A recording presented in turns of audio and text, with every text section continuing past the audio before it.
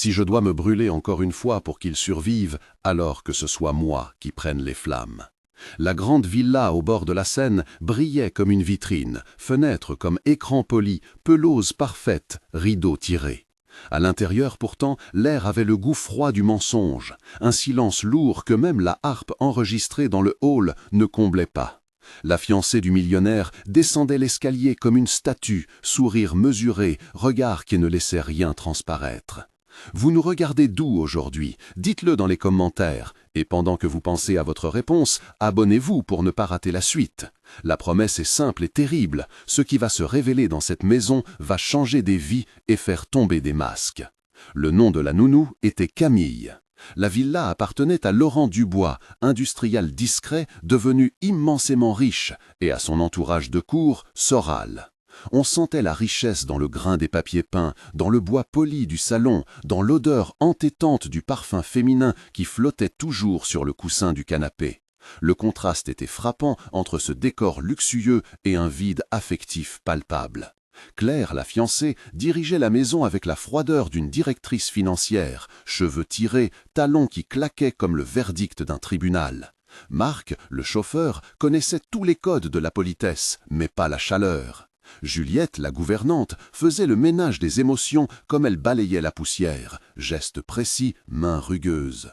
On rencontrait aussi Sophie, la voisine, qui observait tout derrière ses rideaux, Mathilde, l'amie de Claire, qui parlait toujours trop fort, Antoine, l'avocat, qui signait les papiers, et docteur Moreau, le pédiatre, qui intervenait lors des crises.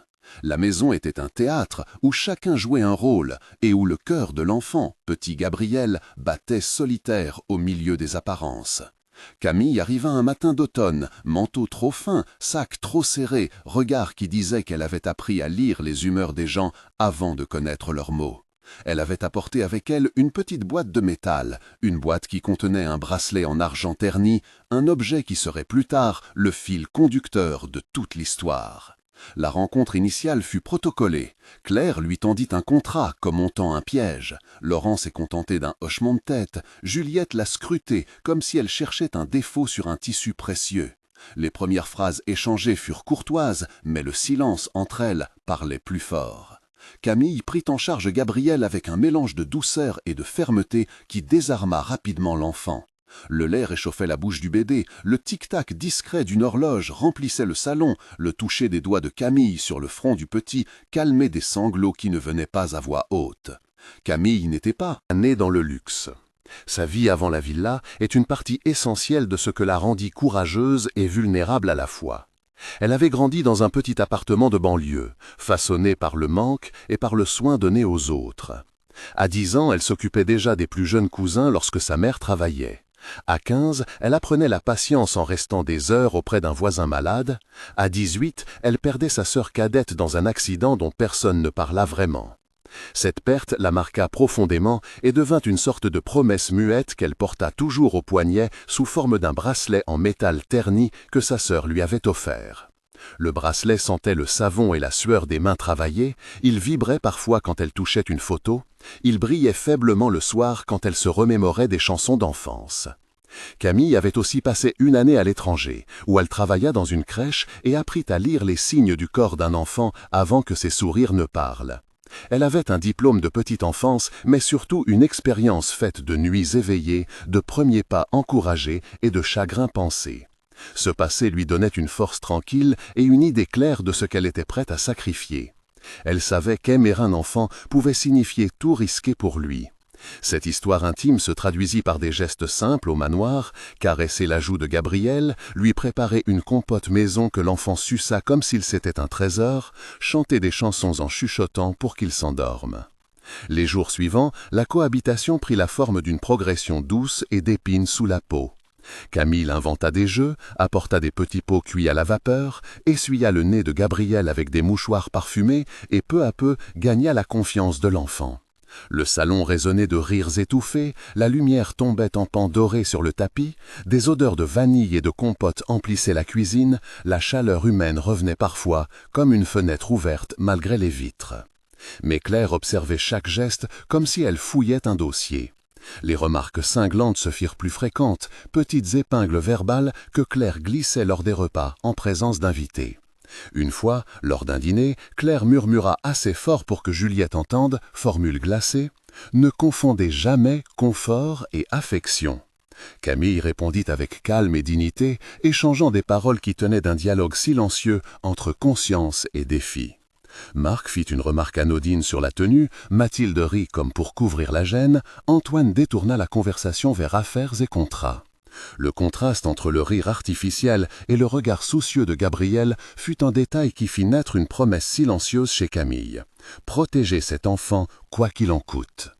Un élément clé de l'intrigue apparut lorsque Camille découvrit, presque par hasard, un dossier caché dans la petite armoire de la chambre d'invité. Le dossier contenait des photos anciennes, un certificat de naissance partiellement effacé et une enveloppe scellée dont l'adresse portait le nom d'un village loin de la ville. L'endroit où elle trouva ces documents sentait la poussière et le vieux cuir. La sensation du papier froissé dans ses mains réveilla des images d'enfance. Le goût métallique de l'anxiété envahit sa gorge. Le tic-tac devenait plus rapide dans ses oreilles. Elle alla en secret montrer la photo à Juliette, mais la gouvernante détourna le regard, puis chuchota qu'il valait mieux laisser certains tiroirs fermés. Ce furent ces signes, petits et discrets, qui firent croître le doute comme une herbe tenace. Camille passa une nuit à examiner le dossier sous la lumière tamisée de sa lampe, sentant l'odeur mêlée de café froid et de cire. Touchant la photo où un bébé portait un bracelet semblable au sien. Ce lien entre la photo et son propre bracelet bouleversa quelque chose en elle. Peut-être que les chemins d'un passé abandonné voulaient se recroiser avec ce présent argenté. La découverte fit éclore un plan silencieux. Camille demanda un rendez-vous avec Dr Moreau sous prétexte d'une simple consultation pour Gabriel.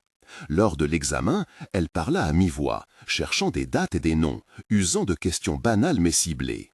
Le médecin, homme aux gestes calmes et aux lunettes fines, révéla des informations précises sur des dossiers médicaux, sur des notes qui ne semblaient pas correspondre aux récits officiels. Ces détails accumulés formèrent une mosaïque inquiète. Des certificats manquants, une mention marginale sur l'hôpital d'une petite ville, une signature illisible. Le cœur de Camille tambourinait comme un tambour lointain. Elle se mit à enquêter sans frapper les grandes portes. Elle échangea discrètement des messages avec Sophie, la voisine, qui, depuis la fenêtre, voyait souvent des allées et venues tardives. Sophie recopia un numéro de plaque. Mathilde fit une remarque qui confirma une rencontre nocturne. Antoine, l'avocat, accepta de jeter un coup d'œil au papier en arguant d'un simple devoir professionnel. Les pièces commencèrent à former un puzzle. Un secret enfoui, un héritier caché, une vérité qu'on avait tenté de sceller dans un coffre. L'escalade s'organisa comme une mécanique froide. Claire sentit la menace venir sans en connaître la source. Elle commença à surveiller les déplacements de Camille, demanda à Marc de noter les horaires, fit changer les serrures des cabinets, contacta un détective privé au nom de son futur mari pour vérifier des allées et venues suspectes.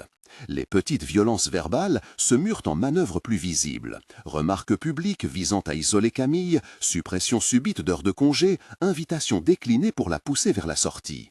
Un soir, dans la cuisine, Claire et Camille eurent un échange tendu. Dialogue. Claire demanda d'un ton glacial pourquoi Camille fouillait dans les affaires de la maison.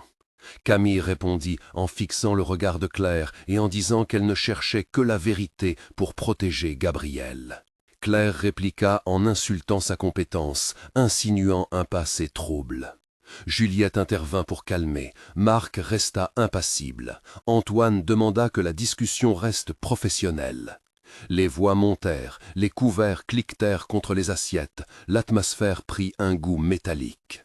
Ce fut un moment où la tension devint presque palpable, où l'air semblait épais comme un rideau humide.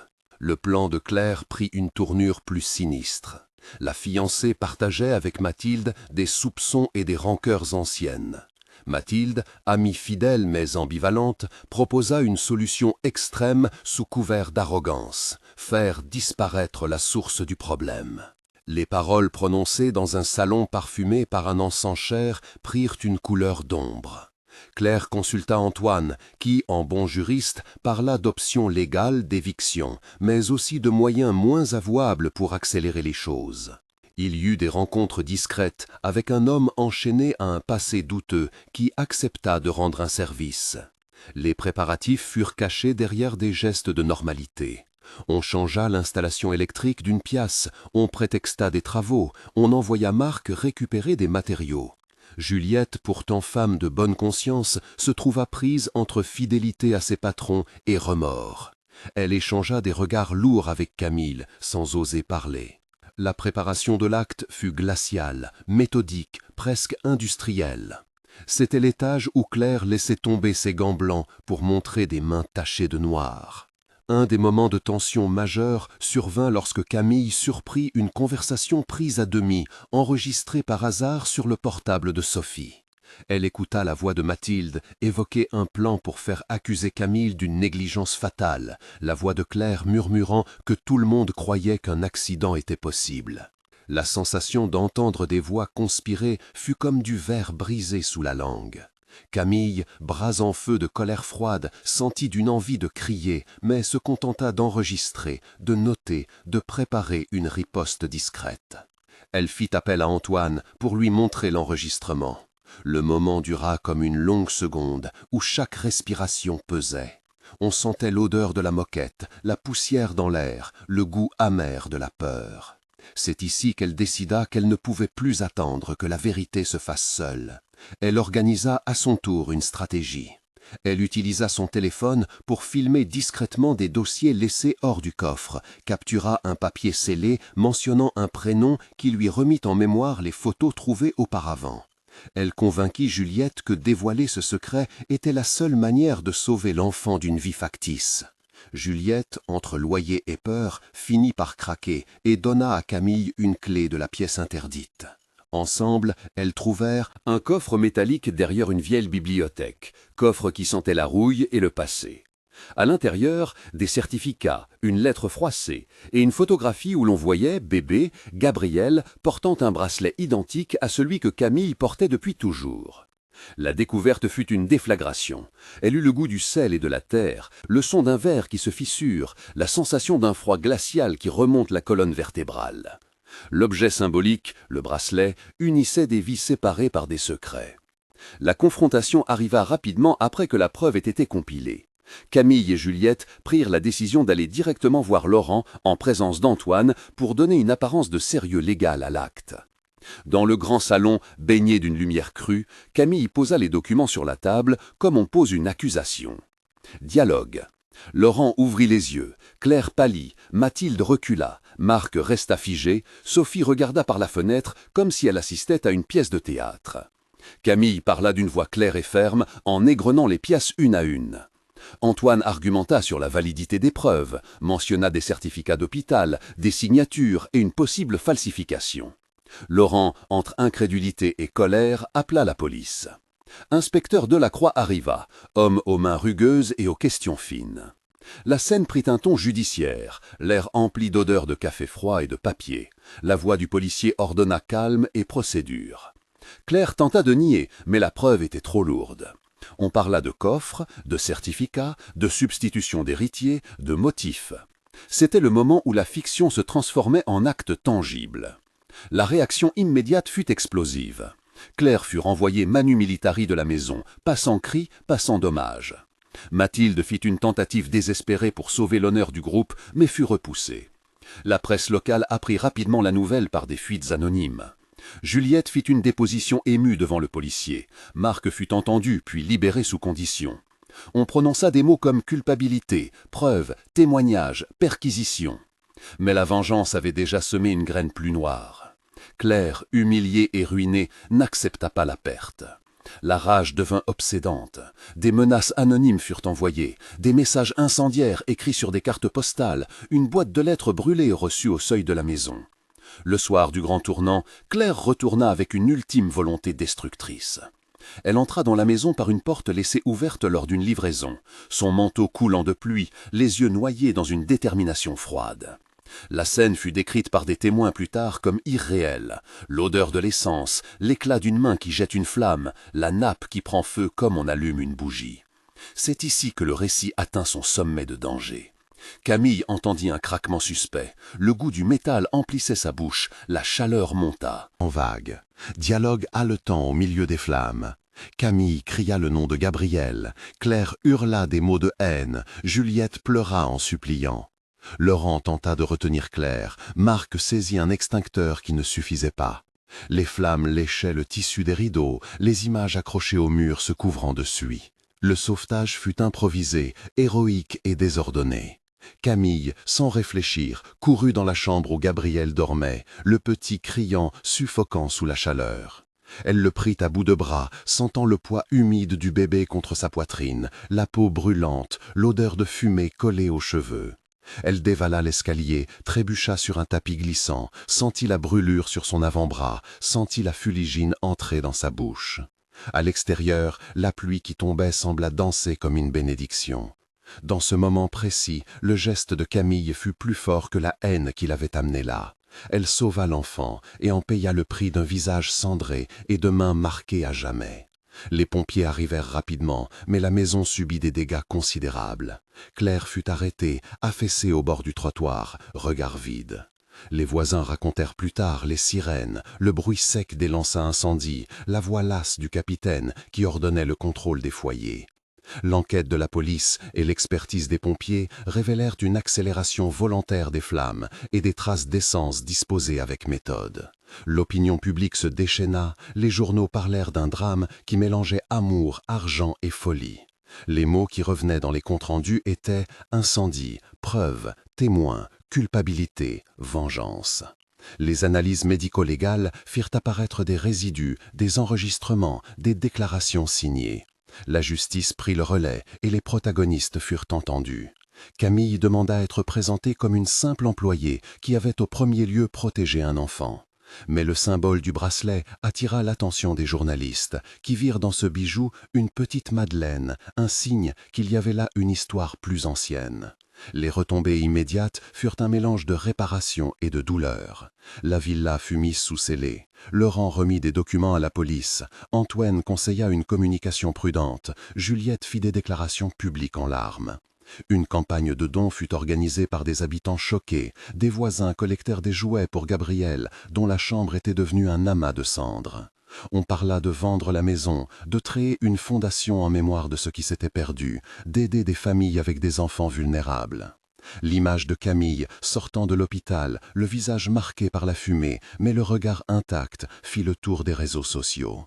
Certains la traitèrent d'héroïne, d'autres murmurèrent qu'elle était responsable d'avoir fouillé, mais la majorité vit en elle une figure de sacrifice. Le premier mois après l'incendie fut un temps d'urgence et de soins. Camille resta hospitalisée quelques semaines pour un traitement des voies respiratoires et des brûlures superficielles.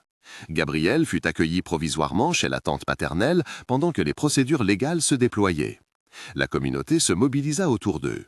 Des dons permettaient d'acheter des vêtements chauds, des listes de contacts s'allongeaient, des voisins organisaient des visites. Psychologues et travailleurs sociaux intervinrent pour aider Gabriel à comprendre la peur et à gérer la peur. On organisa une petite veillée de soutien où des voisins, Marc, Juliette, Sophie et même quelques journalistes vinrent témoigner. Ce premier mois fut douloureux mais net dans l'action. On mit en place des procédures pour garder la maison à l'abri des curieux, des scellés virent posés, des analyses complémentaires furent demandées par l'inspecteur Delacroix au laboratoire de la ville. Camille reçut des messages de personnes inconnues qui la remerciaient, des lettres d'encouragement, des petits colis envoyés par des mains anonymes. 3 mois plus tard, les conséquences légales prirent une forme plus définie. Claire avait été inculpée pour mise en danger volontaire et tentative d'homicide avec circonstances aggravantes. Le procès médiatique prit une ampleur nationale. Les audiences révélaient des échanges acides, des enregistrements, la preuve matérielle de la substitution et des motifs financiers qui sous-tendent parfois les liens familiaux. Laurent, confronté à sa part de responsabilité morale, accepta de collaborer à une procédure de réparation. Une décision fut prise de vendre la villa et d'affecter une partie des fonds à la création d'une fondation en faveur d'enfants en situation de vulnérabilité. Antoine travailla à la rédaction des statuts, Juliette s'impliqua pour que la mémoire des enfants soit préservée. Mathilde disparut des radars publics. Le nom de la fondation fut discuté. Certains proposèrent nom de Gabriel, d'autres parlaient du bracelet comme symbole d'espoir. Les experts légaux citèrent des certificats et des rapports. Les archives furent scannées et archivées et la communauté se rassembla pour réfléchir à une transformation concrète de la douleur en service. 6 mois après, la vie prit d'autres contours. La vente de la maison fut effective et les fonds permirent la création de la Fondation Camille pour l'enfance protégée, une structure qui finançait des programmes de soutien familial, des ateliers de parentalité et des bourses pour les enfants laissés sans repère. Gabriel, entouré d'une nouvelle stabilité, commença à fréquenter une petite école où des enseignants parlaient de son courage silencieux. Camille, libérée des obligations judiciaires liées à l'enquête, devint la directrice morale de quelques initiatives de la Fondation, refusant les projecteurs mais acceptant un rôle concret dans l'accompagnement des familles vulnérables. Laurent, marqué par la culpabilité mais engagé, fit des dons réguliers et participa à des groupes de parole. La presse, qui d'abord s'était délectée du scandale, suivit maintenant des histoires de résilience. La Fondation organisa un événement où Juliette reçut une médaille symbolique, Marc offrit son temps comme chauffeur bénévole, Dr Moreau fit des consultations gratuites, Inspecteur Delacroix prononça des mots sur la nécessité d'une justice humaine. Le bracelet, nettoyé, fut placé dans une vitrine de la Fondation comme rappel que les objets simples portent parfois la plus grande vérité. Finalement, la transformation fut tangible. Une communauté se forma autour de gestes concrets. Des vies furent aidées et un enfant put grandir loin des mensonges qui avaient failli le consumer. Camille, qui avait risqué tout ce qu'elle possédait, devint symbole d'une vérité qui ne s'achète pas. Si vous avez été touché par cette histoire, partagez-la, parlez-en à ceux qui pourraient agir pour protéger un enfant. Abonnez-vous pour d'autres récits où le courage ordinaire fait tomber des secrets. Parce que dans la cendre laissée par les mensonges peut renaître une promesse de soin et de justice. Et souvenez-vous d'une chose qui restera à jamais gravée dans cette histoire, le véritable héritage n'est pas un nom sur une porte, c'est la main qui tient la vôtre quand tout brûle.